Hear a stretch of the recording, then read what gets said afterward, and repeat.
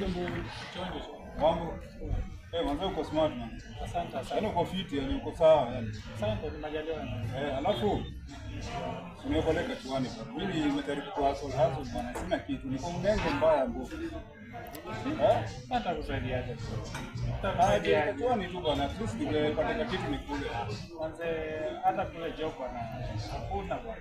Hakuna. Hatujapoa. Vipi kwa biezi toa mpango zako kwa mpangilio? Hakuna.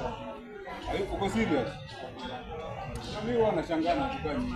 Aje sasa. Yaani kitambi yote hauna kakitu. Sasa wewe shida yako nini? Wewe unapambana na wanawake hapo ili kuleta kitambi. Wanawake wanabeba mimba nyingi mnapata kitambi. Shida ni Sasa wewe kula, acha kuwa na shida hiyo. Heri wanawake wanabeba mimba, kisha wanazaa watu wanakuja kukua watu wengine kwa jamii. Sasa ndio kuna hii hapo hii shida ni nini? hiyo hata ndio kuna nisimamishie. Kwani ulipewa tenda ya kulea minyoo? Ndio umepewa tenda unataka kulea minyoo hapo donate minyoo. Utakuwa serious.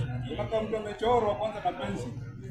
Kwanza unapea artist kazi rahisi sana.